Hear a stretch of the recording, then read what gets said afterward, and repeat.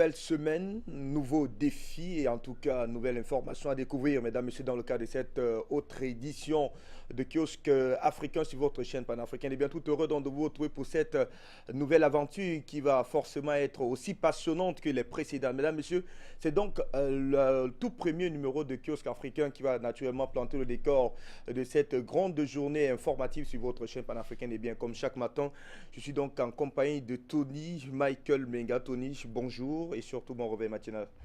Bonjour Fabrice Doum et bonjour à tous les téléspectateurs d'Afrique Média et merci à chacun d'entre eux de s'être réveillé très tôt pour pouvoir déguster ensemble avec nous les informations que nous allons évoquer tout à l'heure, telles que traitées par nos confrères sur le continent africain. C'est donc une tasse matinale assez exceptionnelle qui va naturellement nous conduire jusqu'aux encablures de 7h15 minutes au cas de cette revue de presse africaine. On va donc démarrer du côté de l'Afrique centrale, c'est naturellement avec quelques journaux gabonais qui sont disponibles depuis quelques heures.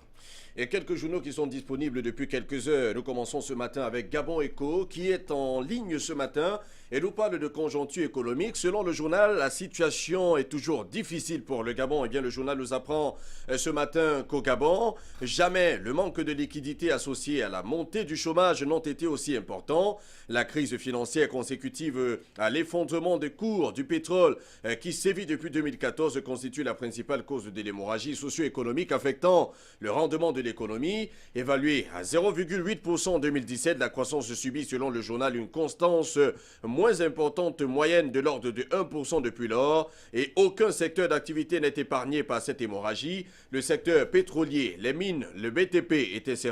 Bref, chaque secteur subit les affres de la crise. Eh bien, le journal nous dit que les signes d'une quelconque reprise, bien que les prévisions de croissance fassent état d'une projection à la hausse, ne sont pas très perceptibles. On entend bien voir comment est-ce que le Gabon va s'en sortir dans les jours qui viennent selon ce que nous apprend le journal. Eh bien, les détails de cette information économique à découvrir dans les colonnes du journal Gabon Echo, déjà disponible en ligne ce matin pour vous, amis lecteurs. Nous sommes cette fois-ci avec Gabon Review, toujours au Gabon, qui parle de fonctionnement des institutions et estime que la Cour constitutionnelle est aujourd'hui une cour dévaluée. Selon le journal ce matin, inamovible président de la Cour constitutionnelle depuis sa création, Marie-Madeleine Borandio, a-t-elle déjà sabordé cette institution? C'est la question que se pose ce journal. Et le journal qui répond lui-même en disant que c'est à craindre. Et pourquoi? Eh bien, le journal nous explique l'éventualité d'un troisième report. Les législatives traduit la faillite morale de cette institution.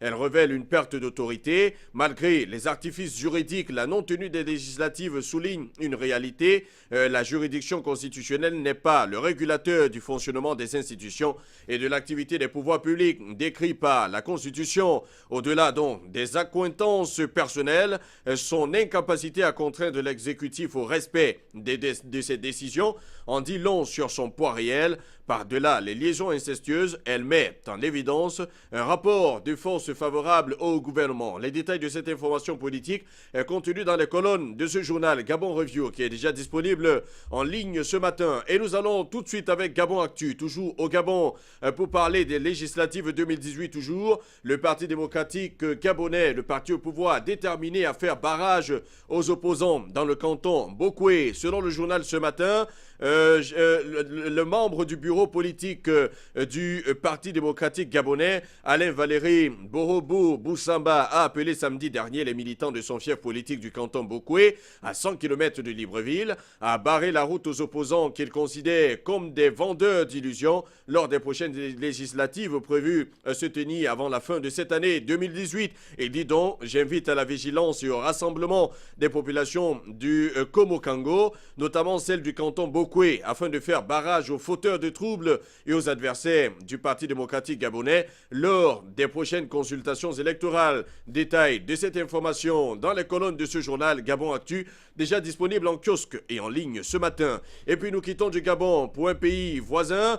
Nous sommes là au Tchad. Le Tchad vers un plan de sécurité sécurité et de développement de la région. C'est en tout cas le titre que nous propose ce matin le journal Tchad Info qui nous apprend ce matin que des comités seront mis sur pied pour examiner les problèmes de la population afin de dégager et d'orienter des activités prioritaires et primordiales à entreprendre à l'attention des bénéficiaires. Les comités se pencheront sur le point de développement englobant la santé et nutrition, la promotion de l'économie locale, infrastructure et la communication, l'emploi et l'entrepreneuriat, l'éducation et la formation professionnelle, la gouvernance locale, la paix et la cohésion sociale. Sur la thématique sécuritaire, il sera question de l'extrémisme violent, la sécurisation de l'espace humanitaire, des personnes vulnérables, du rapprochement entre les forces de sécurité intérieure et de la population. Beaucoup d'autres détails sur cette information à lire, bien évidemment, dans les colonnes de Tchad Info, déjà disponibles pour vous, amis lecteurs, ce matin. Et puis nous quittons de là pour aller en République centrafricaine,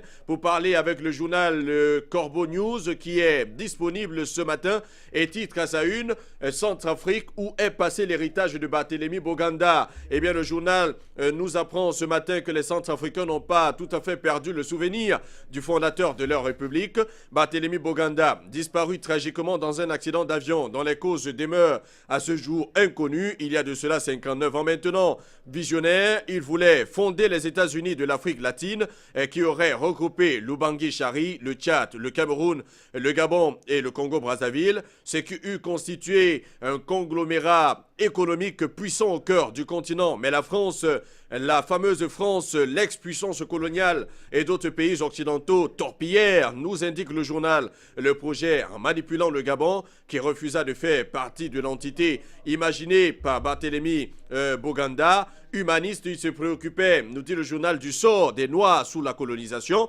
Son mouvement politique, le MESSAN, mouvement d'évolution sociale de l'Afrique noire, se voulait le fer de lance de l'évolution de l'homme africain, avec pour devise la célèbre formule Zokwe, Zo, tous les hommes sont des êtres humains. Eh bien, les détails de cette information, lui qui a fait de Bangui aujourd'hui, Bangui la coquette, qui n'est plus que Bangui l'ombre un tout petit peu aujourd'hui, eh bien, dans les colonnes de ce journal, vous découvrez l'histoire de ce père fondateur de la République centrafricaine et vous aurez tous les détails sur ce qu'il entendait faire du continent africain. Eh bien, nous allons quitter de là pour aller au Congo-Brazzaville, cette fois-ci avec les échos du Congo-Brazzaville qui nous parlent à sa une ce matin des atrocités des colons français au Congo-Brazzaville, bientôt en version bande dessinée. Eh bien, le journal nous indique ce matin que le rapport Brazza, rédigé en 1905 par Pierre Savognan de Brazza, sera bientôt édité dans une version bande dessinée, document unique sur le système colonial français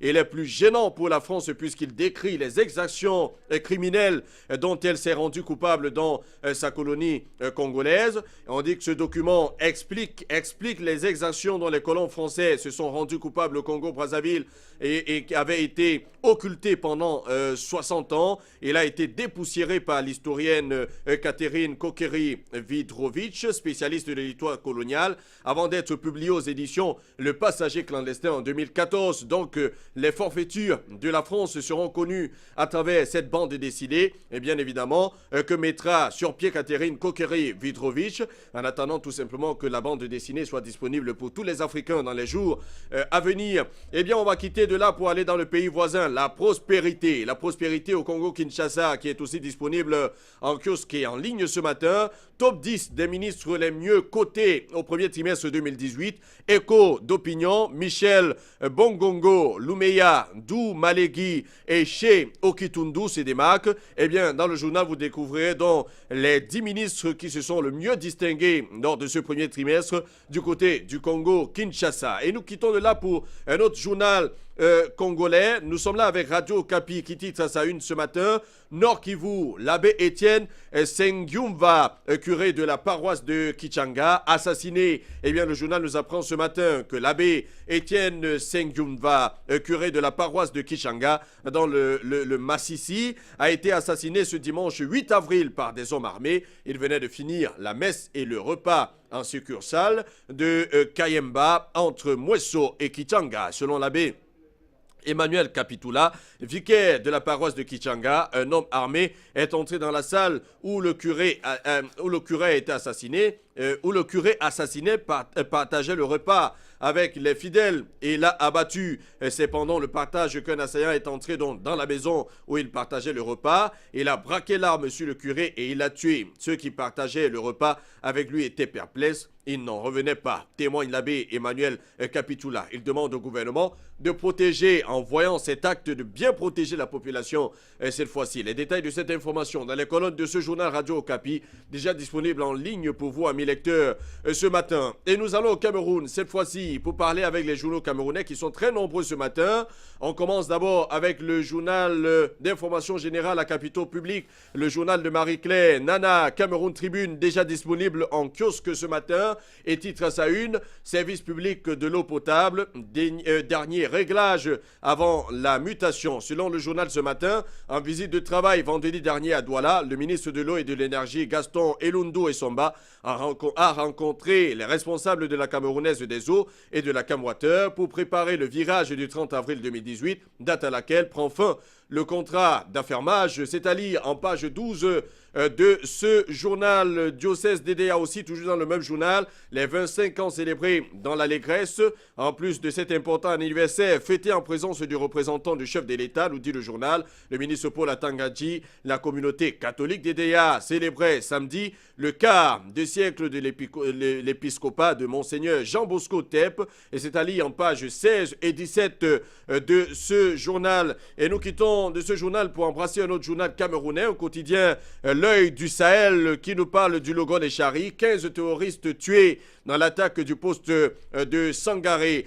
Toujours au Cameroun ce matin, parlons avec Essingan, le journal Essingan qui parle de positionnement. Kavae Yege Dibril, le président de l'Assemblée nationale qui veut doubler Paul Biya. C'est ce que nous dit le journal Essingan ce matin, qui nous apprend que comme l'année dernière, le président de l'Assemblée nationale chasse sur les terres naturelles du chef de l'État et se fait adouber par des chefs traditionnels et autres notabilités. Le journal estime que ce sont les terrains naturels du président de la République du Cameroun, mais il se trouve que le président de l'Assemblée nationale aime bien aller piétiner sur ce terrain-là. En tout cas, vous lirez tous les détails de cette information en page 3 de ce quotidien Essinga qui est déjà disponible en kiosque ce matin. Et puis nous continuons ce matin avec l'anecdote, le tri hebdomadaire, l'anecdote ce matin qui parle de l'opération Épervier, des personnalités interdites de sortie du pays, un message radio porté du patron de la police nationale restreint les mouvements des libertés d'une quinzaine d'anciens hauts commis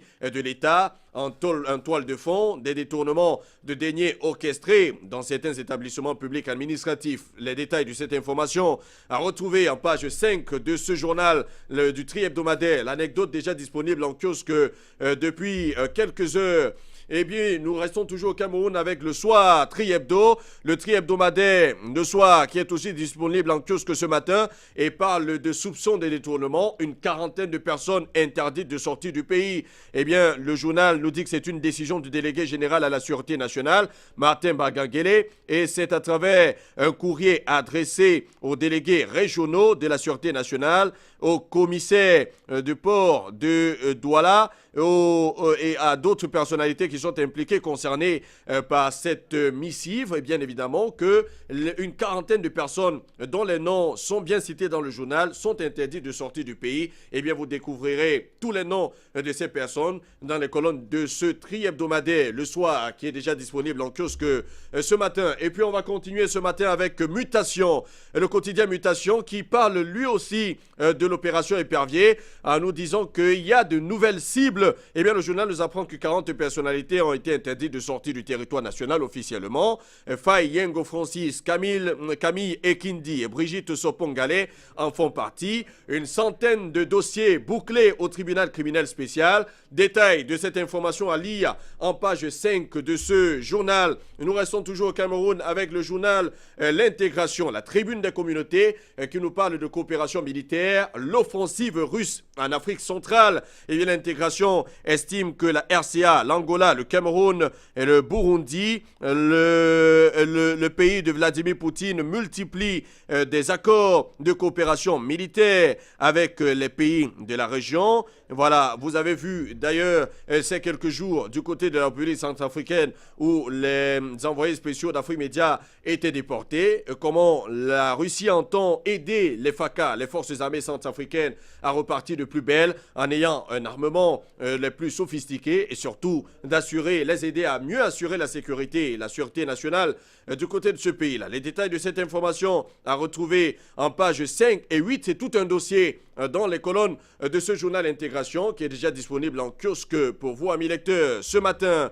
Et puis, on quitte de là pour le Gideon. Nous sommes toujours au Cameroun. Feuille de route pour le dialogue. L'arbre de paix est insuffisant et il faut l'offrir aux incarcérés. Eh bien, le journal estime, et l'écrit d'ailleurs en anglais, Don't only brandish the peace plan, offer it to the incarcerated.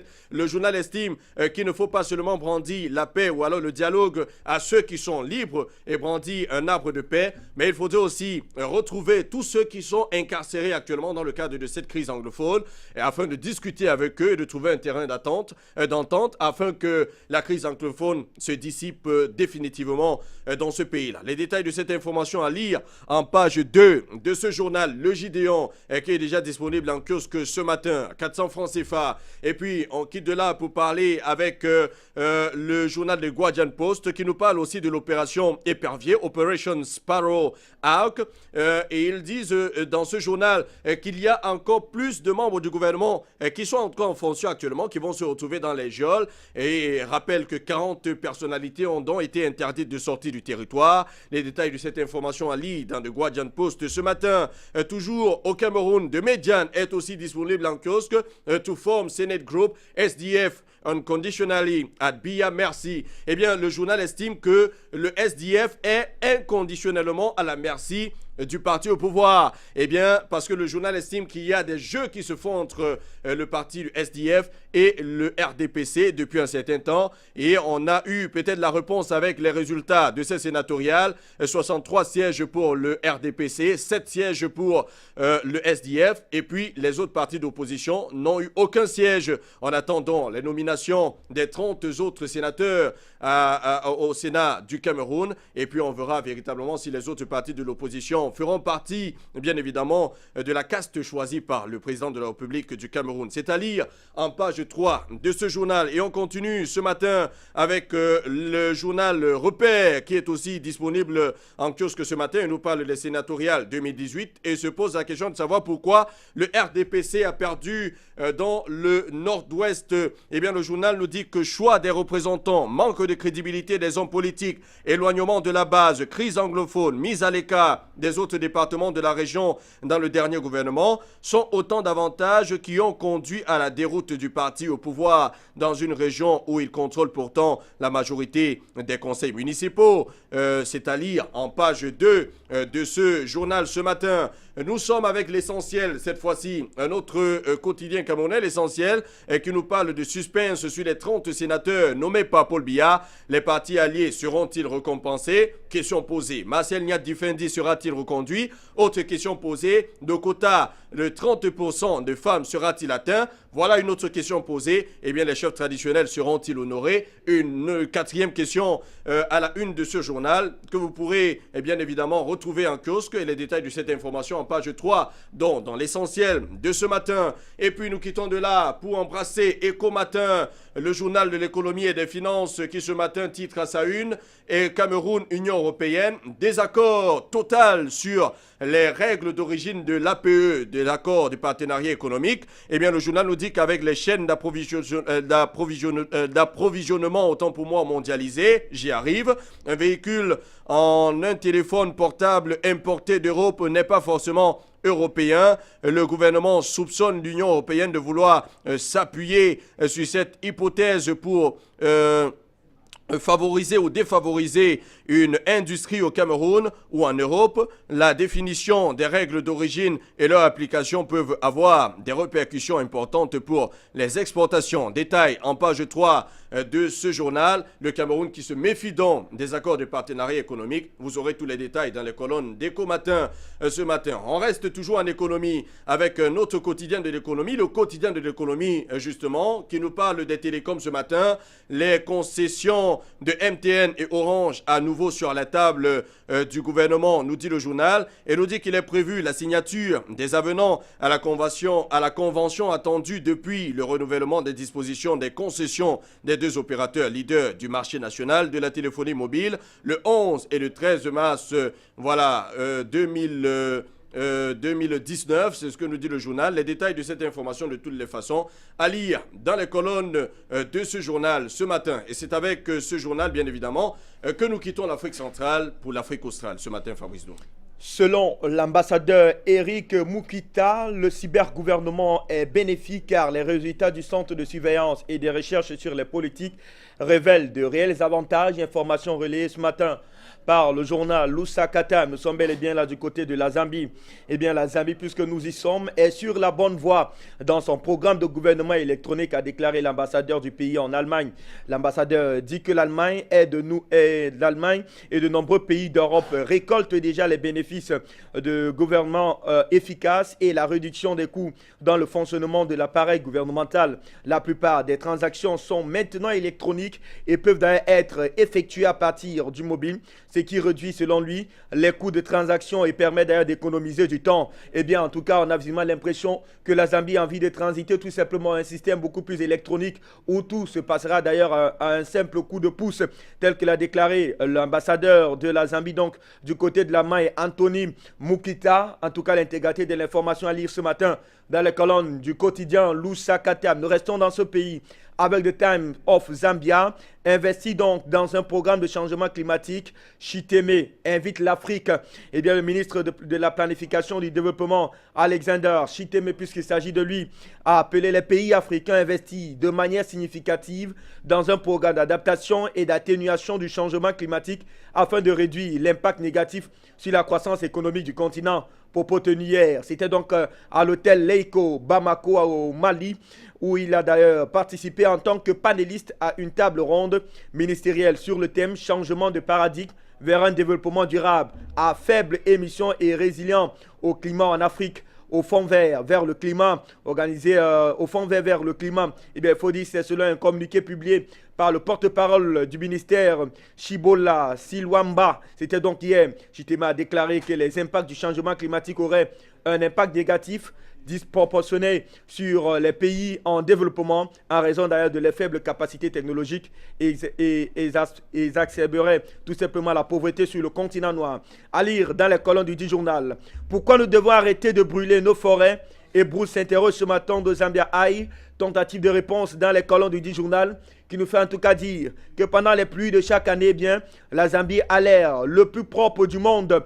Mais chaque année, alors que le pays entre dans la saison sèche, les forêts et les buissons environnants sont tout simplement ravagés par le feu et une épaisse fumée noircit d'ailleurs le ciel, provoquant l'atout des habitants, la destruction des habitats, d'hibernation et le durcissement quasiment des sols. Ces incendies sont en grande partie déclenchés par des personnes, la plupart délibérément, mais parfois accidentellement ou dans l'ignorance. Les incendies accidentels sont souvent, nous dit le journal, le résultat d'une combustion contrôlée qui devient tout simplement incontrôlable à cause de la longue prairie sèche qui s'est formée sur des terres tout simplement dégradées et même déboisées, causant d'ailleurs de nombreux dégâts. D'où l'urgence ce matin de préserver notre écosystème ou alors de le maintenir en équilibre afin d'éviter certainement ces changements climatiques que l'on observe depuis quelques temps sur le continent africain. Nous quittons donc la Zambie pour le Zimbabwe où d'ailleurs le journal de Herald nous annonce ce matin que le président riposte face donc aux critiques venant de la part de ses détracteurs. Eh bien, le journal qui nous fait dire ce matin que le président Mnangagwa a déclaré hier qu'il travaillerait sans relâche ici et à l'étranger pour mettre fin à l'isolement du Zimbabwe, alors qu'il répondait donc aux questions des quartiers cherchant à faire du capital politique en critiquant ces voyages un tout petit peu nombreux du côté de l'étranger. La nouvelle administration s'est d'ailleurs lancée, nous dit le journal, dans une mission de nettoyage d'une nation qui a longtemps souffert des sanctions et de l'isolement international en déclarant le Zimbabwe ouvert désormais aux affaires. Hier, donc, sur son compte Facebook, le président Mnangagwa a déclaré qu'il était temps pour ce pays-là de rétablir les relations avec la communauté internationale. Eh bien, le chef de l'État écrivait d'ailleurs comme cela à ses compatriotes, alors à son confrère chinois, en réponse d'ailleurs à la Chine où il sortait d'une visite de 5 jours. Eh bien, puisque nous parlons justement de cette visite, Sandemel est également en kiosque ce matin. Le journal zimbabwéen nous annonce d'ailleurs que le président de la République revient du pays avec un sac forcément rempli d'argent et de grandes promesses. Le président Emmerson Mnangagwa est rentré chez lui. C'était donc il y a d'un voyage fructueux, nous dit le journal, du côté de la Chine, où son gouvernement a conclu des contrats d'une valeur de plusieurs milliards de dollars qui permettront de voir naître, pourquoi pas, de nouveaux projets. Et ceux qui ont, en tout cas, ceux qui ont stagné au cours de la précédente, après avoir donc pataugé pendant quasiment 3 ans, l'accord de près d'1 milliard de dollars de centrale technique de Hwange a donc été finalisé et les fonds pour commencer à travailler sur les unités 7 et 8 de l'usine seront quasiment libérés immédiatement, tel que nous révèle ce matin de Sandemel, qui nous fait savoir en tout cas que les nouvelles sont plutôt bonnes de ce voyage de M. Emmerson Mnangagwa en terre donc en terre chinoise. En tout cas, l'intégralité de l'information est à lire ce matin dans les colonnes du 10 journal de Zimbabwe. Évoque à Saïn ce matin les saisons de nos vies, en tout cas celles des citoyens zimbabwéens. Eh bien, le journal nous fait savoir ce matin que tous les humains vivent des saisons, celles dictées par le temps et celles dictées par nos histoires et nos événements individuels qui nous ramènent en tout cas et nous projettent dans le futur. Nous n'avons guère le choix entre nos capacités limitées de faire nos valises et de déménager. Et à un moment donné, 150 millions de personnes quittent les endroits où elles étaient autrefois installées pour essayer d'aller ailleurs. C'est l'un des grands mouvements de l'histoire dans toutes sortes de choses. Changement climatique, bouleversement politique et fondement économique. En tout cas, on a visuellement l'impression que les Zimbabwéens n'ont pas finalement le choix. La vie semble être dictée tout simplement par les pressions qui viennent tout simplement de l'extérieur ou alors des pressions imposées même d'ailleurs par le gouvernement en place. L'intégralité de l'information à lire ce matin dans les colonnes du quotidien des Zimbabwéens. Nous quittons donc ce journal pour un autre, c'est donc Sunday News qui parle de la BIUS, qui est d'ailleurs, selon le journal, pris ce matin au piège des importations du mouvement pour le changement démocratique de feu Swangiré, qui, le journal nous fait d'ailleurs savoir, qui est tout simplement désespéré et attend tout simplement un soutien venant de la Hype Bio Rally. En tout cas, l'intégralité de l'information est donc à découvrir ce matin dans les colonnes du 10 journal. Nous quittons donc cette fois-ci le Zimbabwe pour la Namibie, avec donc le journal de Namibians, la saga de la corruption d'Areva implique désormais la Namibie, titre donc le journal. Eh bien, le journal nous fait savoir ce matin qu'un ancien dirigeant du géant français de l'énergie nucléaire Areva a été accusé de corruption, tandis que les paiements effectués à la Namibie, notamment au président Agegop, sont sous les projecteurs. C'est selon un rapport publié dimanche par une radio publique française, Radio France Internationale pour ne pas la citer. Selon le dit rapport, l'ancien chef de la branche cheminière d'Areva, Sébastien de Montessus, a d'ailleurs été inculpé à la fin du mois dernier par RFI, qui a d'ailleurs cité des sources anonymes dans ce rapport-là. Montessus serait donc accusé de corruption en relation avec l'achat par Areva de l'uramine du Canada. L'intégralité de l'information est donc d'ailleurs à lire ce matin dans les colonnes du quotidien de Namibians. Au Malawi, 2 individus meurent, comme la crise de carburant de l'hôpital de Dedza, qui paralyse d'ailleurs les services d'ambulance. Pointe à sa une ce matin, Nyassa Time, qui est en tout cas disponible en ligne ce matin. Quittons donc du Malawi pour le Lesotho, avec le Lesotho Time, le vice-ministre de l'Intérieur, Markeseta Mofomobe, Asebapala Kouting, annonce le quotidien qui nous fait savoir que le porte-parole du Parti national du Lesotho et le vice-ministre de l'Intérieur ont appelé le premier ministre Thomas Tabane, son adjoint Moniane Molele, qui est le chef du parti Mofomode Tsesele Maseribane, à abandonner la politique active du sang. Il a également appelé l'ancien premier ministre Pakalita Mosisili du Congrès démocratique de l'opposition à passer le flambeau du leadership à sang frais du côté donc de ce pays qu'on appelle le Lesotho, où on a visiblement l'impression que les partis politiques sont une véritable chasse gardée de quelques, on va dire, de quelques caciques donc au pouvoir, qui ne veulent tout simplement pas laisser donc la place à la jeune génération de pouvoir, pourquoi pas, diriger ce pays. En tout cas, le Lesotho Time semble un tout petit peu épingler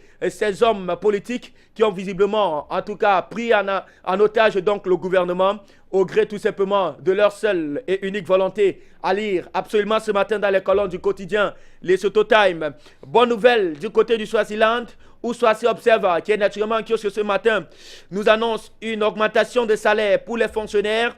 Une décision en tout cas qui ne surprend pas les ministres de ce pays-là, qui croient d'ailleurs que le gouvernement a de l'argent, mais surtout assez d'argent, afin de mieux désintéresser les fonctionnaires de ce côté-là. Comme on dit souvent, l'ouvrier en tout cas mérite son salaire. Eh bien, l'intégralité de l'information est donc à lire en page 3 du dit journal. En Angola, un fonctionnaire appelle donc à intensifier les actions contre la pauvreté. Titre ce matin, Ango Press, la mise en œuvre d'actions de lutte contre la pauvreté implique les efforts de tous, a déclaré vendredi le ministre de l'Action sociale, de la famille et de la promotion de la femme, Victoria de Conceição. L'appel a donc été lancé à l'ouverture du séminaire provincial sur la diffusion et l'orientation méthodologique du plan intégré pour le développement local et la lutte contre la pauvreté en partenariat avec le gouvernement de Luanda. Victoria de Conceição a donc demandé aux administrateurs municipaux et de districts de s'engager à mettre en œuvre un plan visant à réduire la pauvreté parmi donc les Angolais et mettant l'accent quasiment sur les priorités et identifiées telles que l'ouvert ce matin. Ango Press, nous restons dans ce pays-là avec donc Au Pays, le journal angolais qui est également en kiosque ce matin. Lobito, faire revivre la stratégie de 2015, titre donc le journal qui est naturellement en kiosque ce matin. La suite est donc à lire dans les colonnes du dit journal. Nous sortons de l'Angola avec dans le journal de Angola, place de la famille hébergée sur les soins médicaux. Les services de santé primaire devraient atteindre l'ensemble du pays. Titre donc à sa une ce matin, le journal d'Angola qui est en kiosque depuis quelques heures. En Afrique du Sud, avec des citizens, les rassemblements d'églises louent. Rappelez-vous de Winnie Mandela, décédé le 2 avril dernier. Titre donc ce matin de Citizens. Je viens de faire savoir que l'église de Madikizela Mandela passait son dernier dimanche de Pâques à vénérer ses camarades de congrégation qui était d'ailleurs pleine à craquer. L'église méthodiste d'Afrique australe a donc tenu des services spéciaux dimanche dans toutes ses congrégations à la mémoire de feu Winnie Madikizela Mandela, la propre maison spirituelle de Mandela. L'église méthodiste Wesley dans la zone 7 de Midlands était donc pleine à craquer après que des centaines de fidèles, dont certains ont donc été transportés d'autres régions, se sont rassemblés pour un service tout simplement commémoratif à l'égard donc de l'illustre disparu. En tout cas, l'intégralité de l'information est donc à découvrir ce matin dans les colonnes du dit journal. Cadavres, nourriture stockée sous un même toit. Les experts avertis des risques de sécurité pour les clients. Annonce ce matin Sowetan, qui est naturellement en kiosque ce matin du côté donc de l'Afrique du Sud. Et bien, c'est avec cette information que nous allons quasiment mettre un cap ce matin du côté de l'Afrique de l'Est. De l'Afrique de l'Est avec la nation de Djibouti qui est en kiosque ce matin et titre à sa une.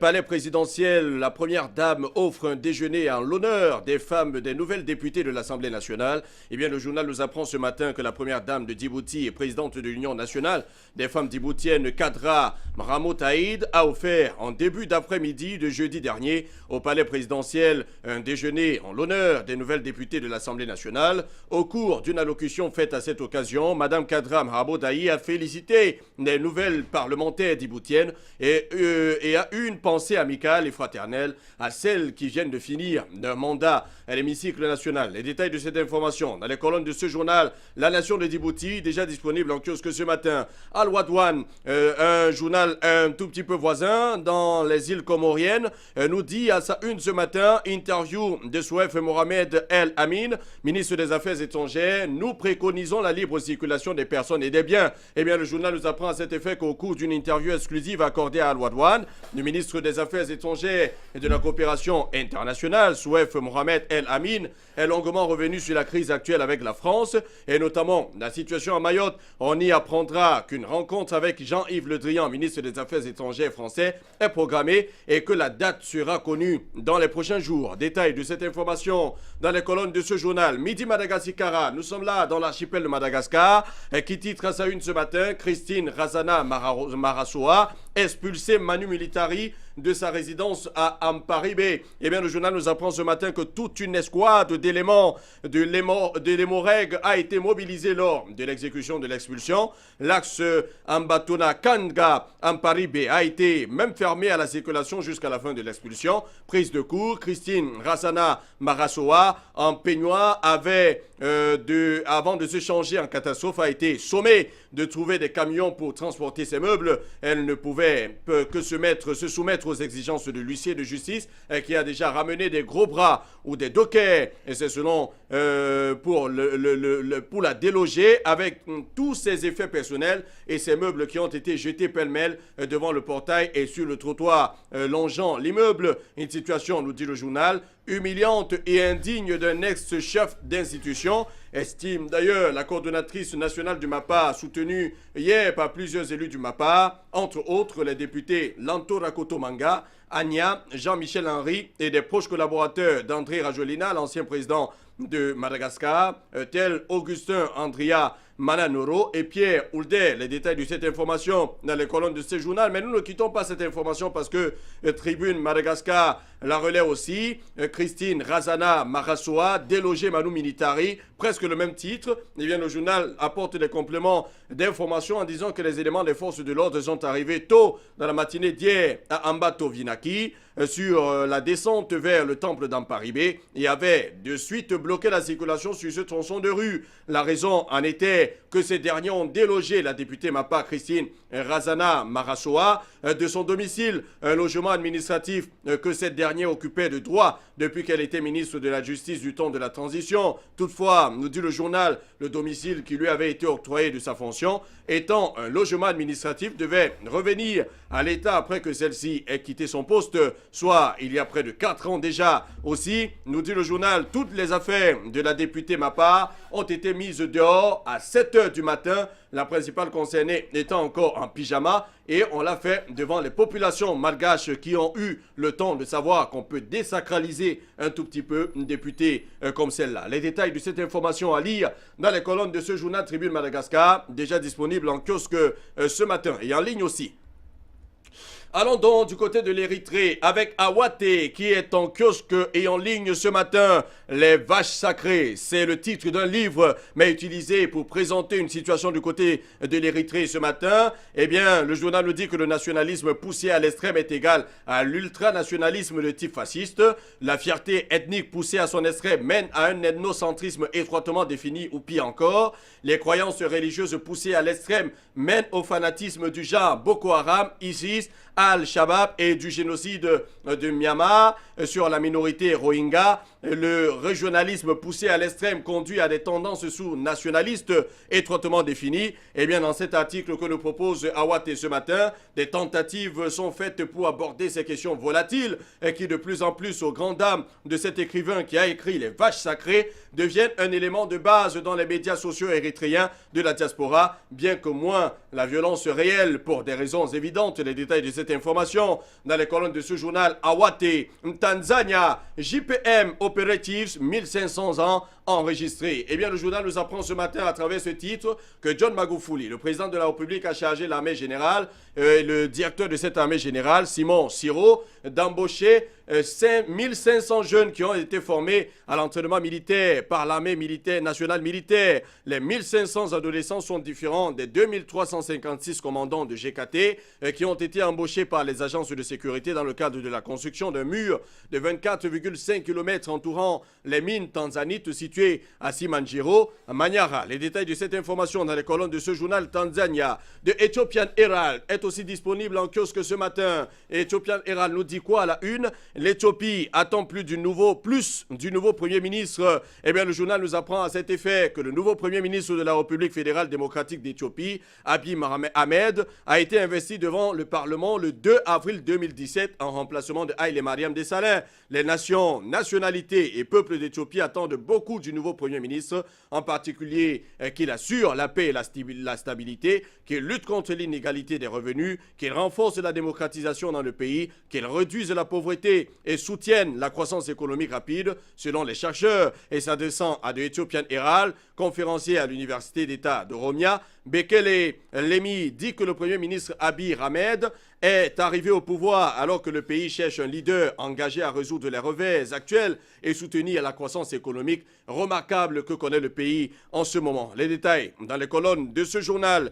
The New Vision est aussi en kiosque ce matin. Nous sommes là en Ouganda. Le Rwanda ne sera plus jamais le même. C'est ce que dit Kagame. Eh bien, allons donc comprendre pourquoi ce matin, le président de la République dit que le Rwanda a changé pour de bon et pour toujours et ne sera pas le même, a déclaré le président Paul Kagame. Il a dit cela au mémorial du génocide de Kigali pendant le lancement de la 24e commémoration des personnes qui sont mortes dans le génocide en 1994. Ce pays a changé, ce ne sera jamais pareil. Cela a changé pour de bon et pour toujours, a-t-il martelé. Il a insisté sur le fait que, nous apprend le journal, que certaines puissances étrangères, telles que la France, ont soutenu les auteurs du génocide qui a coulé la vie à 1 million de personnes du côté du Rwanda, dont la majorité était Tutsi. Il a déclaré que ces pays ont étendu leur influence à certains ressortissants rwandais dans l'intention de voir ce qui s'est passé en 1994 se reproduire. Mais pour lui, il n'est plus question que le Rwanda vive pareille situation. Le Rwanda a définitivement changé et est en train d'évoluer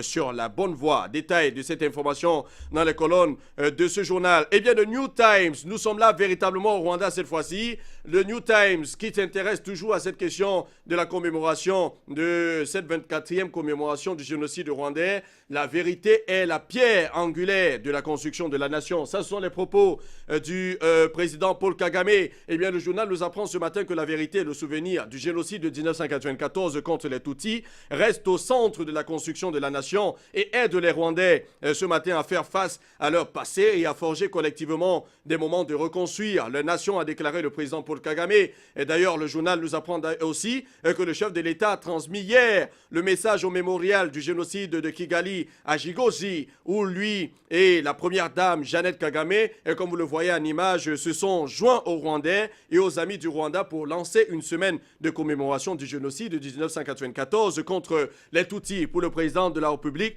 plus jamais ça du côté du Rwanda. Le Rwanda est résolument tourné vers l'évolution, la croissance économique pérenne et un pays qui est de plus en plus géré dans le monde. Le 6e pays d'ailleurs, le mieux géré dans le monde actuellement, selon les dernières statistiques à cet effet. Iran, nous sommes là en Somalie ce matin. Le gouvernement somalien qui saisit 9,6 millions de dollars dans un avion des Émirats Arabes Unis. Eh bien, c'est assez étonnant, mais pourtant vrai ce matin. Le journal nous dit qu'un avion cargo des Émirats Arabes Unis chargé de plus de 9 millions de dollars américains a été intercepté dimanche à l'aéroport international d'Adanade. Un responsable de la sécurité à l'aéroport de Mogadiscio a déclaré avoir saisi 3 valises contenant 9,6 millions de dollars du Boeing 737 qui transportait cette somme d'argent et a déclaré à Iran Online que le vol opéré par Royal Jet arrivait de la capitale des Émirats Arabes Unis, Abu Dhabi. L'avion qui appartient à une compagnie des Émirats Arabes Unis a atterri à l'aéroport international d'Adanade. Peu après 2h30, heure locale, l'avion a décollé d'Abu Dhabi, a déclaré l'officier. Que faisait cette somme, bien évidemment, dans cet avion et à quoi c'était destiné véritablement? Les questions se posent à ce sujet, mais vous aurez tous les détails possibles dans les colonnes de Iran ce matin. En Somalie, Soudan Soudan Tribune est aussi disponible ce matin. Les rebelles du Sud-Soudan accusent le gouvernement de planifier l'enlèvement de réfugiés en Ouganda. Eh bien, le journal nous dit à cet effet ce matin que les rebelles du Sud-Soudan, alliés à l'ancien premier vice-président du pays, Riek Machar, ont affirmé que le gouvernement sud-soudanais prévoyait d'enlever et de traquer les réfugiés dans les camps de réinstallation ougandais et dans la ville de Kampala. Le porte-parole adjoint de l'AMPOL, Gabriel, a déclaré à Soudan Tribune qu'ils avaient reçu les informations selon lesquelles le service de sécurité sud-soudanais dans la région de Nil occidental en Ouganda prévoyait d'enlever des opposants sud-soudanais en Ouganda. Il a également fourni le nom d'un officier du renseignement disant qu'il avait été affecté dans le district d'Arua pour coordonner avec l'ambassade du Soudan du Sud à Kampala des activités liées à l'enlèvement. C'est une enquête menée. Eh bien, les détails de cette enquête dans les colonnes de ce journal. Et nous terminons en Afrique de l'Est ce matin. Nous terminons en Afrique de l'Est avec Daily Nation. À quel prix la centrale à charbon de Lamu sera-t-elle destinée à l'homme et à la mer? C'est la question que se pose Daily Nation ce matin, qui nous dit à cet effet que si vous marchez le long du front de mer de Lamu, avec sa rue nouvellement pavée sous vos pieds et la vue saisissante des poutres qui se balancent dans les vagues, vous pourriez être distrait par la vue d'un garçon lavant une chèvre à la jetée. Juste la chèvre, séparée de son troupeau, soumise à un scrubbing minutieux par un préadolescent qui ne fait pas attention aux cliquetis rapides de votre appareil photo. C'est surréaliste, mais étrangement pas déplacé. Les détails de cette information à lire dans les colonnes de ce journal Daily Nation qui est déjà disponible en kiosque ce matin. Et c'est avec cela que nous quittons l'Afrique de l'Est pour l'Afrique du Nord. C'est justement avec donc le journal La Nation El Ouattan qui est naturellement en kiosque ce matin. Son conseil national convaincu par les propositions de Ben Grabid à la une du journal. Le Sénapest ne fera pas grève, titre donc le journal.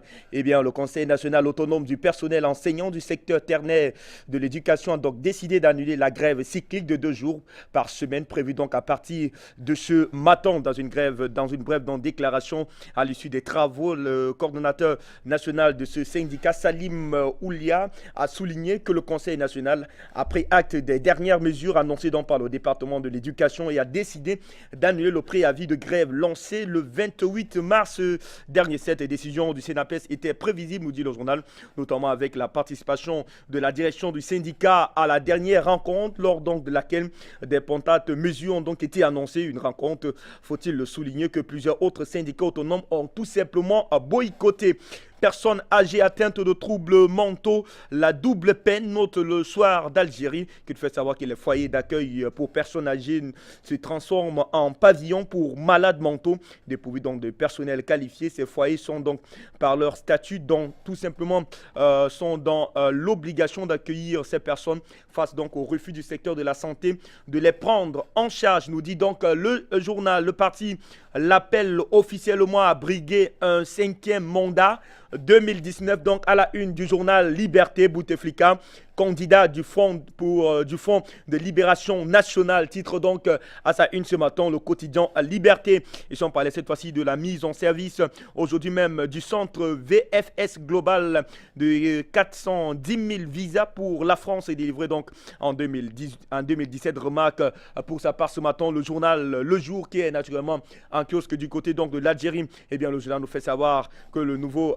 prestataire pour les demandes de visa dans la circonscription du consulat général de France à Alger sera donc opérationnel à partir de ce matin, indiqué hier Xavier Drincourt, ambassadeur de France en Algérie, lors d'un point de presse organisé pour l'occasion au siège même de VFS Global, où il a d'ailleurs annoncé que 410 000 visas ont été délivrés en 2017, donc 230 000 pour Alger. Et bien, la suite est donc à ce matin dans les colonnes du quotidien Le Jour. Un autre journal du côté donc de l'Algérie, c'est le quotidien de Laurent qui est en kiosque ce matin pour faire face donc à la pression du nouveau pour le contrôle technique automobile, titre le journal. Eh bien, le nouveau système de contrôle automobile imposé par l'établissement national de contrôle technique automobile aurait donc atteint ses limites surbookées et certaines contraintes de travailler selon un système de quotas. Outre des contrôles de 20 minutes chrono, les agences de contrôle technique automobile n'arrivent plus à répondre à la forte demande des automobilistes. Forcément, il fallait donc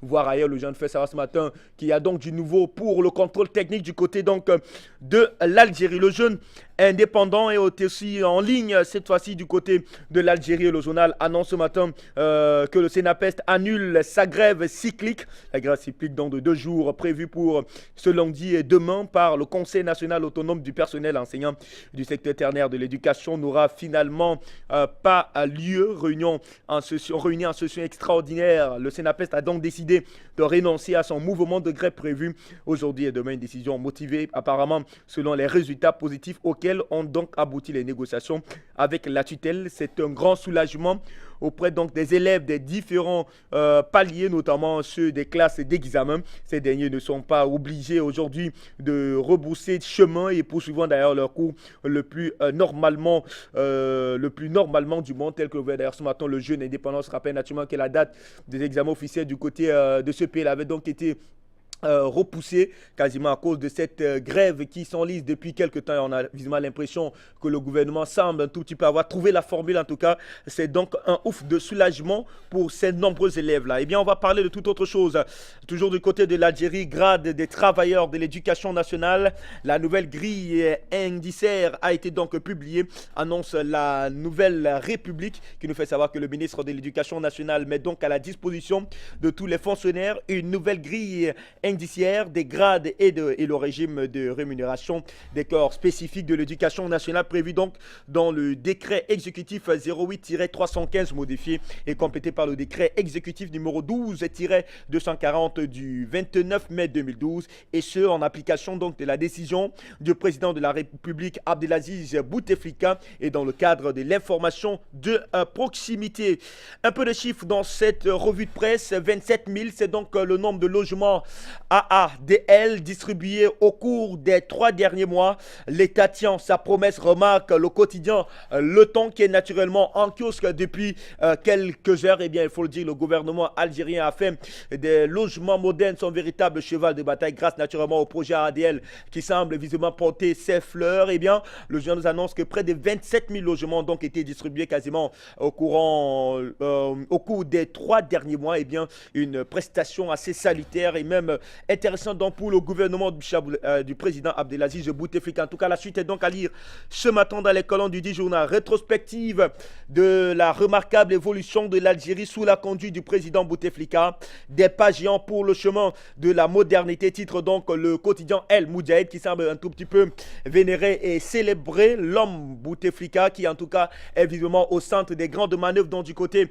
de ce pays-là. L'appel du FLN, on en parle encore dans le cadre de cette revue avec donc notre journal pour la présidentielle de 2018. Génération Bouteflika note l'expression quotidien à sa une ce matin. Il faut une sacrée dose de conviction et d'intelligence politique pour mener le bateau algérien au bon port au cours de la tempête tout simplement financière. Et en tout cas, Bouteflika semble, avec le journal, maîtriser les tenants et les aboutissants de ce dossier-là. La preuve d'ailleurs, le FLN, l'appel du FLN, le plébiscite encore pour un autre mandat, visiblement un 5e donc à la tête de cet État-là. Avec Midi Libre ce matin qui est naturellement en kiosque, remaniement ministériel, l'opposition sceptique, titre donc à sa une. Le journal qui nous fait savoir que le remaniement ministériel opéré mercredi dernier par le président de la République ne semble pas avoir du tout séduit les partis de l'opposition. Ces derniers ont donc en effet eu presque la même position de rejet pour le MSP, le FFS, le RCD et le Front pour la Justice et le développement FJD ont presque usé de la même terminologie pour exprimer leur ressentiment, tel un leitmotiv. C'est l'expression un non-événement qui a donc surtout caractérisé cette réaction d'une bonne part de l'opposition, donnant ainsi la nette impression que ces formations politiques se sont au préalable donné le mot en tout cas. Eh bien, le remaniement de mercredi dernier, le léger remaniement ministériel opéré mercredi dernier qui avait naturellement touché uniquement 4 secteurs clés, on va le dire, du côté de l'Algérie, semble ne pas faire l'unanimité au niveau de la scène politique du côté de l'Algérie en tout cas. pour l'opposition est quasiment sceptique donc, selon que nous le révèle ce matin le quotidien Midi Libre qui est quasiment en kiosque ce matin. Ressources d'eau, ressources en eau, il effectuera une visite de travail de 2 jours au Sine Nessib, attendu aujourd'hui donc à Tizi Ouzou. Note la dépêche de Kabylie à sa une qui est naturellement disponible pour voir mes lecteurs ce matin. C'est avec cette information que nous allons donc quitter l'Algérie pour le Maroc, cluster avec aujourd'hui le Maroc, donc 35 startups soutenues par la Chambre française de commerce et d'industrie donc du Maroc. Et bien, j'en fais savoir que 150 projets proposés au cluster de la CFCIM en octobre 2017 viennent donc d'être évalués par la commission retenant donc les critères liés au degré d'innovation, à la pertinence du business model et de l'impact RSE.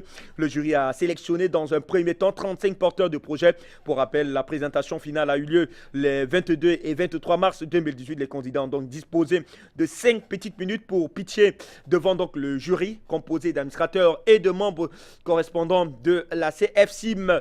La question des frontières au Sahel au centre du colloque international de Tarfaya, remarque la nouvelle tribune du Maroc qui nous fait savoir que la deuxième édition du colloque international de Tarfaya s'est ouverte officiellement samedi avec la participation d'universitaires de plusieurs pays pour débattre de différentes questions et réalités d'ordre sécuritaire, géopolitique, humanitaire et culturel liées donc aux frontières dans la zone sahélo-saharienne. S'exprimant donc à l'ouverture du colloque initié par Alter Forum en partenariat avec l'université Mohamed V de Rabat, le ministre délégué chargé des relations avec le Parlement et la société civile, porte-parole du gouvernement, Moustapha El Khalfi, a mis en avant l'importance du thème retenu pour cette rencontre au regard des défis liés à la sécurité et à la stabilité et même à l'immigration clandestine, au terrorisme et au crime organisé auquel la région sahélo-saharienne est tout simplement confrontée. La suite est donc à lire ce matin dans les colonnes du 10 journal.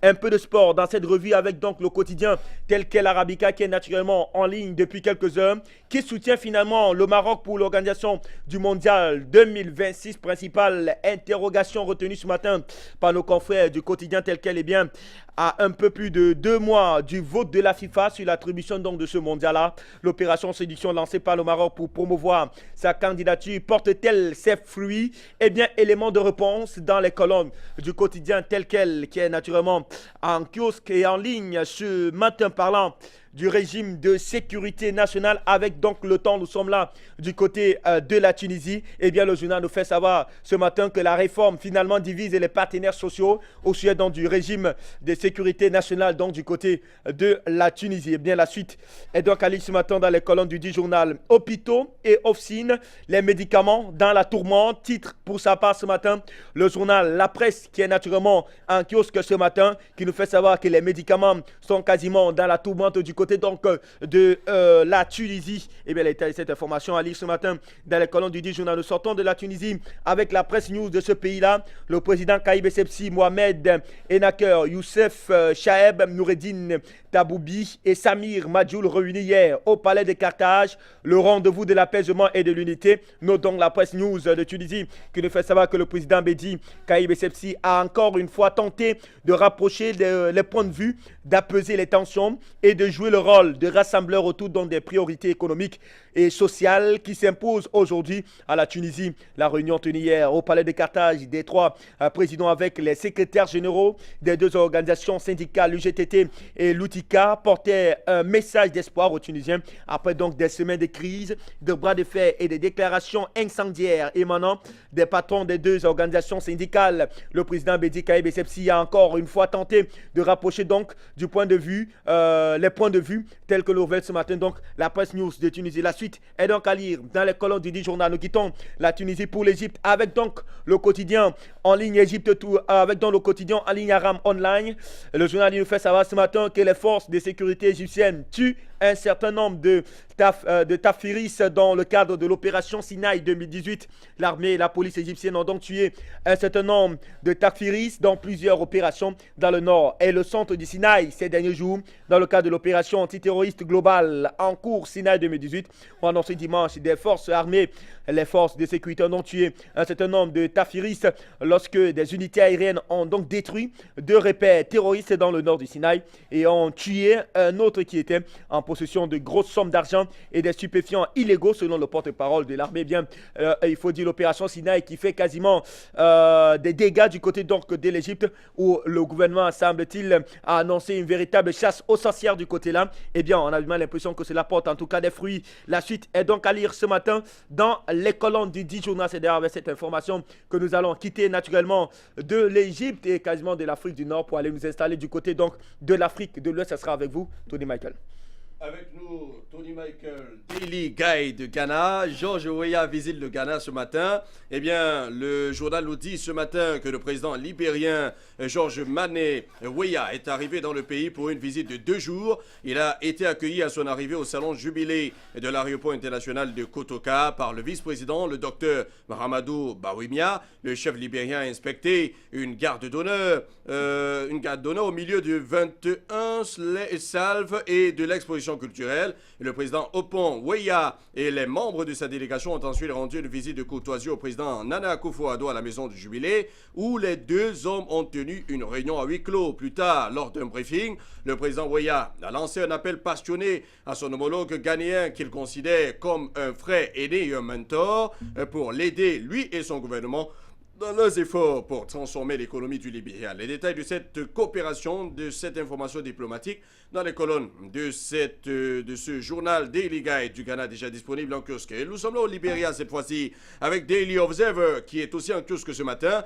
Et nous dit que le président Weah a quitté le Libéria pour la Côte d'Ivoire au Ghana. Eh bien, le président George Weah, selon le journal qui a quitté mercredi dernier le pays pour Abidjan, Côte d'Ivoire et Accra au Ghana pour une visite d'État de 4 jours du 4 avril au 7 avril dernier, c'est-à-dire samedi, a annoncé un communiqué de Mansion, c'est la présidence de la République de ce côté-là. Selon le communiqué, le président de la délégation est arrivé à Abidjan le 4 avril et est reparti le 5 à Accra pour une journée de visite. Pendant son séjour à Abidjan et à Accra, le président Weah a rencontré ses homologues ivoiriens et ghanéens, Alassane Dramane Ouattara et Nana Dankwa Akufo-Addo, pour discuter du renforcement des relations bilatérales entre le Libéria et les 2 pays. Les détails de cette information, cette coopération bilatérale, dans les colonnes de ce journal Daily Observer, de Standard. Nous sommes là en Gambie, la Gambie qui s'intéresse plutôt ce matin à la Sierra Leone. Bio prévoit une nouvelle ère en Sierra Leone, c'est le titre que vous pouvez lire en anglais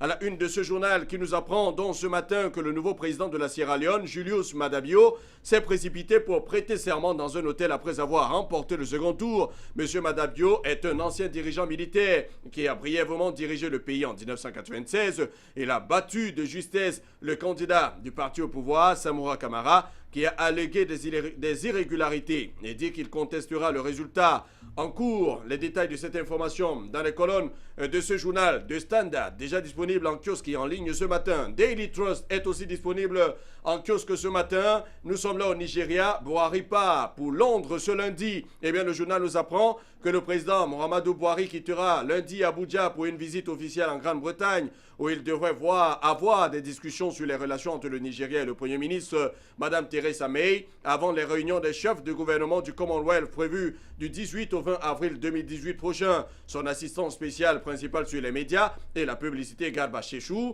a déclaré cela dans une allocution officielle. Il a ajouté que le président rencontrera également le président directeur général de Royal Dutch PLC, M. Ben Van Beurden, dans le cadre du plan de Shell et d'autres partenaires pour investir 15 milliards de dollars dans l'industrie pétrolière nigériane. Les détails de cette information dans les colonnes de ce journal. Allons donc au Sénégal cette fois-ci pour parler avec Le Soleil, le quotidien Le Soleil de ce pays-là qui titre à sa une ce matin. Et il risque 2 ans ferme. Le maire Barthélémy Dias jugé pour outrage à magistrat. C'est un proche donc de Khalifa Sall, jugé pour outrage à magistrat, mais qui maintient ses propos à la barre donc de la juridiction. Ce proche de Khalifa Sall n'a pas reculé d'un iota. Je confirme mes propos, a-t-il dit. Je confirme les propos. Et si je suis condamné, je pense que Malik Gakou doit être aussi condamné parce qu'il a appelé à descendre dans les rues, dit-il, avant de rajouter, Dieu fait don de ma liberté. Peu importe le verdict, une fois en prison, j'étais ravi et j'ai dormi jusqu'à midi parce que j'étais quitte avec ma conscience. Je ne veux pas rentrer à la maison. Je veux rester auprès de mon grand frère Khalifa Sall. Si Khalifa Sall reste, Khalifa Sall doit rester en prison. Je ferai pareil. Les détails de cet engagement politique dans le cadre de ce journal, Le Soleil, déjà disponible en kiosque. Enquête plus, nous sommes toujours au Sénégal. Encourant une peine de 2 ans, Barthélémy Diaz souhaite rester en prison et vous pouvez le lire à la une de ce journal, si proche mais si loin. Parlant d'Abdoulaye Wade, mais revenant sur cette information concernant Barthélémy Diaz, ses avocats et ses proches veulent le voir en liberté, mais Barthélémy Diaz a surpris tout le monde à la barre en criant des flagrants délits de Dakar, son souhait de rester en prison. Le maire de Mermoz, Sacré-Cœur, était jugé pour provocation directe à un attroupement non armé, outrage à des magistrats de l'ordre judiciaire dans l'exercice de leurs fonctions et discrédite sur une décision juridictionnelle dans les conditions de nature à porter atteinte à l'autorité de la nation, de la justice ou à son indépendance. Il est arrêté depuis le vendredi 30 mars dernier dans les locaux du site de Dakaractu où il réagissait sur la condamnation du maire Khalifa Sall. Détail de cette information politique dans les colonnes de ce journal. Kaloum Presse en Guinée, Conakry, Kalabouni, Bokeh, les crises sociales envoient le sous-préfet à la retraite. Eh bien, le journal nous dit que régulièrement en proie à de violentes manifestations sociales depuis l'année dernière, change de sous-préfet. Kalabouni, ça c'est cette localité. Mamadouba Yaka Kamara, précédemment sous-préfet Kafrandé, est désormais le nouvel administrateur territorial de cette localité. Selon une décision du ministre de l'administration du territoire et de la décentralisation, Bourema Condé, cité par l'agence guinéenne de presse, Kamara va remplacer Youssouf Mané. Les détails de cette information dans les colonnes de ce journal. Nous restons en Guinée avec Guinée News. Cette fois-ci, Lamine Guirassi, un des grands patrons de médias du côté de la Guinée-Conakry, dit ceci: je vais m'engager, mais pas comme candidat demain ou en 2020 à l'élection présidentielle. Eh bien, le journal nous apprend ce matin que dans un entretien accordé à nos confrères, le PDG du groupe Adafo Média, qui comprend les télévisions que vous connaissez, Espace Cancan Radio, Suite FM de ce côté-là et Espace Radio, Espace TV aussi, Lamine Guirassi, désigné par 2 fois parmi les 100 personnalités les plus influentes en Afrique, a fait des confidences pour expliquer son implication dans la gestion de la crise syndicale. Et parlant de son ambition, l'homme entend s'engager autrement, mais cela ne voudrait pas dire qu'il sera candidat aux élections présidentielles demain ou en 2020. J'aime le rôle où je suis, j'aime le rôle où j'allais être, où je dis attention, ça glisse. Il faut rappeler que Lamine Guirassi a mis sur pied dans son pays une émission qui s'appelle Les Grandes Gueules, une émission très regardée et très écoutée parce que ça parle concomitamment à la télévision et à la radio de ce côté-là et qui parle politique, de la gestion de l'État, très écouté et qui ne connaît pas toujours les sentiments favorables du pouvoir en place de ce côté-là. Sidoya, nous sommes là au Burkina Faso. Push manqué, le jugement renvoyé au 9 mai. Au lieu d'assister au début des déballages avec l'entrée dans le fond du dossier du push manqué du 16 septembre 2015, nous dit le journal, le public de la salle des banquets de Ouaga 2000 a plutôt entendu le renvoi du procès au 9 mai 2018 lors de l'audience du vendredi 6 avril 2018 et pour cause, le tribunal militaire a reçu 14 lettres de déport des avocats de la défense. Dès l'ouverture de l'audience, le président de la juridiction Seydou Ouedraogo a donné lecture de ces correspondances faisant cas du déport de leurs expéditeurs. Si la plupart des missives ont indiqué le retrait des avocats pour convenance personnelle, nous dit le journal, eh bien les avocats Christophe Birba, Paul Traoré et Paulin Salambéré, dans leurs adresses au président du tribunal, ont lié le motif de leur déport aux conditions du procès. Les détails de cette information dans Sidoya ce matin. Le pays s'intéresse aussi à cette information, mais en titrant pour sa part, 14 avocats se déportent, retour au prétoire le 9 mai prochain. Les détails de cette information dans les colonnes de Le Pays ce matin. Et puis nous restons toujours en Afrique de l'Ouest avec le combat. Nous sommes là au Mali. Mali, Koutiala, Gao Kinyebra. Au-delà des dénonciations, IBK, Ibrahim Boubacar Keïta, doit se méfier de son entourage. Voilà ce que dit le journal ce matin. Et nous dit qu'à la faveur d'une assemblée générale des milliers de manifestants des 12 communes du cercle de Kéniébra, dont une trentaine de chefs de quartier, avec à leur tête Sekou Sissoko, les populations de la cité de Tamboura sont montées au créneau jeudi 5 avril dernier et disent qu'ils n'aimeraient pas que des gens parlent à leur place. Ils estiment que le gouvernement en place opère une véritable forfaiture et que que des gens ne peuvent pas aller dire au président de la République que 88 000 électeurs à la candidature d'Ibeka lors de l'élection présidentielle du 29 juillet prochain seront acquis à sa cause, alors que les populations ne se sont pas véritablement exprimées à l'endroit du président de la République. Donc, à l'approche de l'élection présidentielle, le peuple de Kuchalakao Kenyebra ne veut plus cacher sa désolation et son indignation face aux usurpateurs et aux politiciens renards. Voilà comment ils appellent les politiciens au Mali actuellement. L'essor, toujours au Mali, titre à sa une, le Premier ministre en Côte d'Ivoire, une volonté commune de relever le défi sécuritaire. Allez donc comprendre ce que se sont dit les deux hommes d'État, le ministre Amadou Gon Coulibaly et le Premier ministre du Mali, Soumeylou Boubey Maïga. Les détails de cette information dans les colonnes de ce journal. L'alternative, nous sommes là au Togo, pilotage automatique, santé et éducation, deux secteurs à l'abandon. L'action coup de poing initiée à la surprise générale par le SINFOT, syndicat national des praticiens hospitaliers du Togo, après l'Assemblée générale du mardi 3 avril, a fait bouger les lignes, nous dit le journal. Il a fallu que médecins, infirmiers et assistants prennent d'assaut les locaux du ministère de la Santé pour que le très suffisant Moustapha Midi Yawa, habitué à faire la sourde oreille face aux drames qui se jouent dans les hôpitaux et centres de santé, se décide enfin à bouger de son luxueux bureau climatisé. Les détails de cette information et de cet affrontement entre les médecins et leur ministre de tutelle dans les colonnes de ce journal. Togo Matin est aussi disponible en kiosque ce matin et nous apprend une bonne nouvelle. Près de 5000 emplois créés grâce au Fayège. Eh bien, le journal nous dit que le Fonds d'appui aux initiatives économiques des jeunes est à l'origine de la création de 4 946 emplois directs, indiquait vendredi Togo Matin.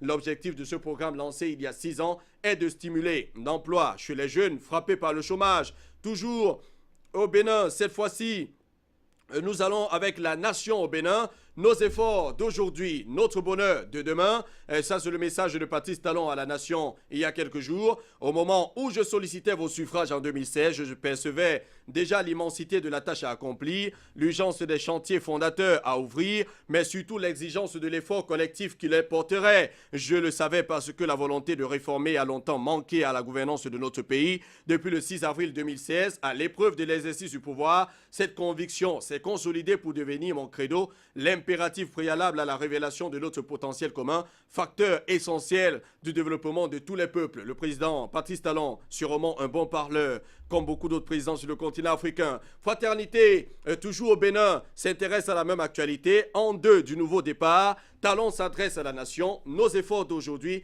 notre bonheur de demain. Retrouvez donc dans l'intégralité le discours du président de la République dans les colonnes de Fraternité. Disponible en kiosque ce matin pour vous, amis lecteurs. En Mauritanie, Al-Akbar nous accueille ce matin. Mauritanie, l'opposition appelle l'Union européenne à observer rigoureusement les élections. C'est ce que nous dit le journal ce matin, qui nous apprend d'ailleurs que le Front National pour la démocratie et l'unité, le plus grand rassemblement de l'opposition mauritanienne, a exprimé vendredi ses craintes d'une fraude électorale appelant l'Union européenne et la société civile à une observation rigoureuse du scrutin. Mohamed Ould Mouloud, président en exercice du FNDU, a accusé le régime de Mohamed Ould Abdelaziz d'utiliser le parti au pouvoir Union pour la République pour manipuler la prochaine présidentielle de 2019. Il était en conférence de presse vendredi soir à Nouakchott. Les détails de cette information politique dans les colonnes de ce journal Al-Akbar de Mauritanie. Et nous allons en Côte d'Ivoire pour terminer cette revue de la presse. Fraternité Matin nous accueille ce matin. Transformation numérique de l'économie. Bruno Koné, il dit qu'il faut impliquer davantage le citoyen dans les stratégies. En effet, le journal nous apprend que les panélistes de la première édition d'Ensuite After Work numérique ont échangé le 6 avril 2018, c'était vendredi dernier, au siège de l'Agence nationale du service universel de télécommunications à Abidjan 2 Plateau, sur l'avenir du numérique en Afrique qui doit être impulsé par les jeunes Africains. Et pour bâtir une économie numérique performante, le ministre Bruno Koné, tel que nous l'indique le journal, a dit qu'il faut avant tout construire un écosystème performant prenant en compte l'évolution de l'environnement numérique. C'est ce qui peut permettre à un certain moment l'éclosion des talents à travers des startups dynamiques. C'est les détails que nous donne ce journal, bien évidemment, de ce matin. Déjà disponible en kiosque, c'est Fraternité Matin, comme vous pouvez le voir à l'image. Et puis nous terminons avec l'intelligent d'Abidjan, qui est aussi en kiosque ce matin et qui nous parle de Yamoussoukro, du premier conseil municipal de l'année. Et puis vous pouvez lire juste en bas, en pied de une, 11 conseillers du RDR claquent la porte. Eh bien, le journal nous dit que le premier conseil municipal de l'année de la mairie de Yamoussoukro s'est tenu le samedi 7 avril 2018, autant pour moi, sans les conseillers du RDR. Les seconds ont déserté la salle au motif que la porte a été refusée. La parole a été refusée à l'un des leurs. Dès l'entame de la rencontre, une crise qui dénote que la coalition politique RHDP, selon le journal, se porte mal dans la capitale politique et administrative. En témoigne donc la déclaration du conseiller Kwame Eugène, 5e adjoint au maire et cadre du RDR, à qui la parole a été refusée. J'ai voulu intervenir pour dénoncer tous les manquements et dysfonctionnements au sein du RHDP à Yamoussoukro. Il faut dire que les choses ne fonctionnent pas normalement, mais particulièrement au sein du conseil municipal où nous avons été élus en RHDP avec toutes les forces vives et entités de cette alliance. Les choses vont plus mal, a-t-il souligné. À noter que du côté de la Côte d'Ivoire, beaucoup comme Kakabé, et vous le voyez à la une de ce journal, sans pitié pour les adeptes du double jeu en politique, ils ne sont pas d'accord avec le parti unifié. Les détails de cette information politique dans les colonnes de ce journal, et c'est avec ce journal, l'intelligent d'Abidjan, que nous mettons bien évidemment fin ce matin. Fabrice Doum à la revue de la presse. Eh bien, ce sera donc tout pour cette première édition de la revue de presse africaine dans le cadre de votre grand programme Kiosque panafricain. En tout cas, on espère tout simplement que vous avez eu le meilleur de l'information et comme nous disons d'ailleurs chaque matin, ne vous limitez pas seulement à écouter la revue de presse sur cette chaîne panafricaine. Allez naturellement vous munir du journal ou alors de visiter ces sites d'information en ligne. Et bien, question d'avoir la totalité et l'intégralité de l'information afin d'avoir naturellement le pouvoir. Car forcément le pouvoir peut aller bousculer la hiérarchie. Eh bien, on a besoin des personnes qui ont un pouvoir. Mais tout simplement, il faudra faire une très bonne utilité de ce dernier. En tout cas, Tony, le rendez-vous est pris quasiment pour très prochainement pour une autre édition. Pour une autre édition, pour mercredi prochain, parce que demain, bien évidemment, on aura Roger Noadier. Et Raoul Pépin Benambena. Donc, restez en compagnie des programmes d'Afrique Média qui se poursuivent. L'information est en continu.